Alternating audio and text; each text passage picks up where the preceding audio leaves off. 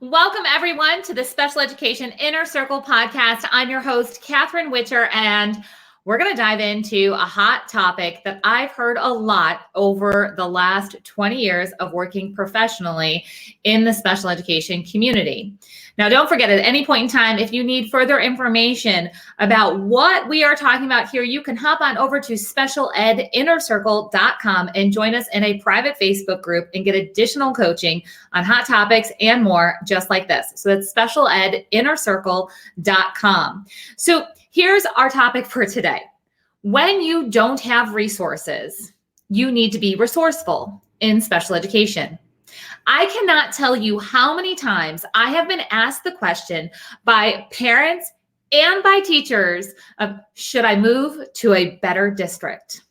Should I pick up my home with my family and literally go to a different district so my child can get a better education? Or teachers will say, I need to take a job in a different district over on the other side of town because they have more resources. In fact, quite honestly, I was that teacher. I did pick up and move my classroom from one district to another because there were more resources in the other district. The pay was higher. The income surrounding the district was higher. It was a more educated area. It was all the things that as a new teacher, you think, okay, it's not going well in my current district because we don't have resources. So I'm going to go to the district that has more resources because it will be easier. The students will make more progress. Same thing, parents are thinking, if I move to the wealthier district or the more resourced district, everything will be easier. That is not true, my friends. I can tell you that I got hired in that district across town. My commute tripled. And I was so excited though. I was ready to get up super early and get into my classroom. And I walked in to those teacher prep days, those couple of days before school actually starts. My classroom was empty. Empty. Nothing. There was a stack of IEPs that was back before our digital age of IEPs. And there was a stack of IEPs on my desk. And I said, well, where's the stuff for me to teach?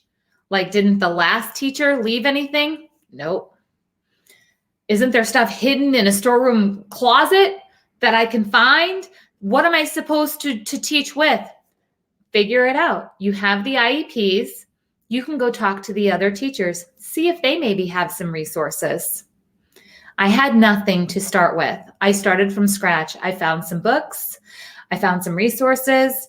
And as a new teacher, so scary to know that I was going to have to face the parents in this district that was supposedly one of the best districts in my area. And I had no resources, yet had to convince them that I was going to be able to provide an appropriate education. And remember, I am passionate about the parents' side, and I hate side, right? That's why we talk about special education inner circle. This is our circle of our all working together. But at this point, I was like, these parents are going to call me out. They're going to figure it out. So I'm hustling behind the scenes because a better district did not have better resources.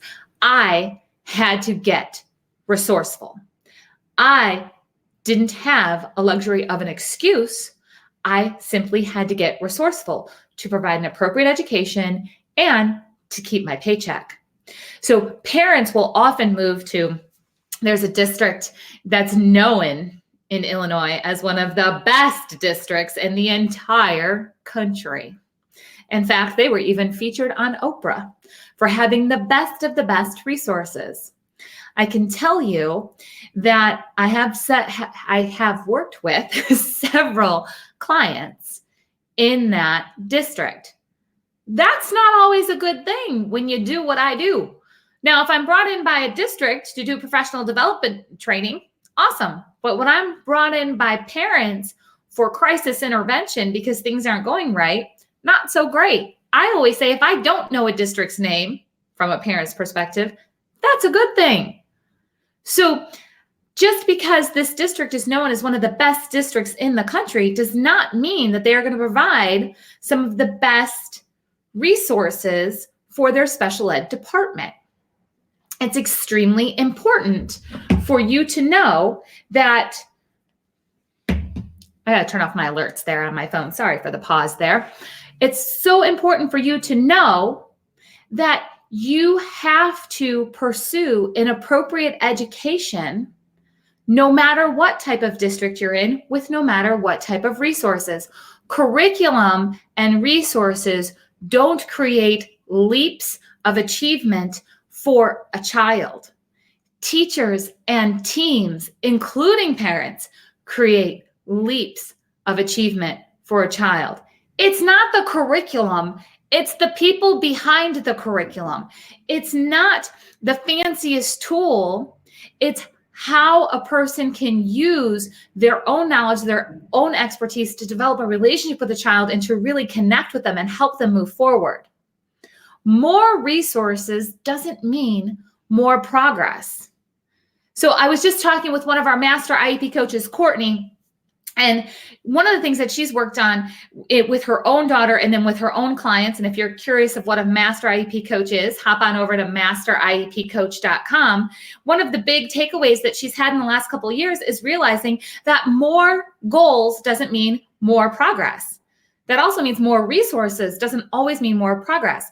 That doesn't mean that resources aren't valuable. Absolutely they are. But when you sit in the excuse of, if we only had, or if I only moved, or if we only, purchased this in our district, if only, when you sit in that, that's where progress stops, because you have chosen to be stuck instead of resourceful. So teachers, jump onto those websites where you can put in what your classroom needs and you can possibly get funded. And for those of you that just went, what? Like parents, you need to know there are websites out there that teachers will put their needs for their classroom on there, and they can be funded by, donations, by corporations, just different resources. There's resources like Teachers Pay Teachers that both parents and teachers can use. And those are low cost resources that keep giving and giving and giving. These are teachers that are in the trenches who have been resourceful and created resources. Also, don't forget to, what I call, potluck your tools with other teachers. I had to do that. Remember way back in the beginning here of our conversation, I talked about how they said, go to other teachers. That was probably one of the best things, because I got to connect with teachers who were sharing with me what worked for them in their classroom, and then they would share those tools with me. And I kind of patchworked together a program that ended up really working. But that's because I was able to connect with teachers in my building, which quite often doesn't happen when you're a special ed teacher, but I was forced to make that happen. Now, parents, what's something that you can do when it comes to having a lack of resources possibly in your area? Well, there's a lot of organizations that will actually provide free services to your family or even to the school district when it comes to helping. Now, this is where we get into a little bit of how the conversation can get sticky, but that's okay, because we talk about the hot topics here. Meaning that, for example, I have a lot of families that I work with directly in the Down syndrome community because my brother has Down syndrome. There's an organization out there that, and I can't remember which Down syndrome organization it is right now, that provides inclusion resources and will provide free inclusion consultations in certain situations. So I'm working with a family, they're working with this organization, they're offering to help the school for free, and that puts the school in kind of a tight situation of things are not going well with inclusion. We don't have the resources to make it go well. We don't have the data to show that inclusion is working. In fact, the data is showing opposite, but we don't want to say yes to this organization who has a proven track record and wants to help us for free. Sometimes you have to have those tough conversations and kind of back the decision into a corner and saying, listen, you're turning down something for free. So those are absolutely out there, and it's not always easy to get the school to allow a resource like this in, but it's possible. But you have to be resourceful first and help find that, because the schools are typically not going to go find those resources. Because in a school that's lacking resources, remember, I was that teacher, I didn't have time to go research the parent organizations that could offer the free services, but I could absolutely have my client researching that, and then I can bring those resources in and try to get the district to work together with us. The bottom line is you have to stop thinking that the grass is greener on the other side. And if you just had more resources, your child or your student would make more progress. And so you're stuck, because you're not. You have to get creative. You have to find those resources. And again, if you want to work together to get creative, to find those resources, to be surrounded with the people who get it, who are not giving up, who don't accept being stuck, that's inside our special education inner circle at specialedinnercircle.com. Come join me over there. But as we wrap up this conversation, make sure that you're not defeating yourself with the excuse of needing more resources without really exhausting all the creativity and resourcefulness that you could have in finding the tools. They're not always going to be handed to you. In fact, they very rarely will be handed to you. But you, the parent, the teacher, the admin, the therapist, you, the person who is there on the child's team, you're the reason a child's going to make progress. It's not about the fancy resources. All right, everyone, I'll talk to you soon.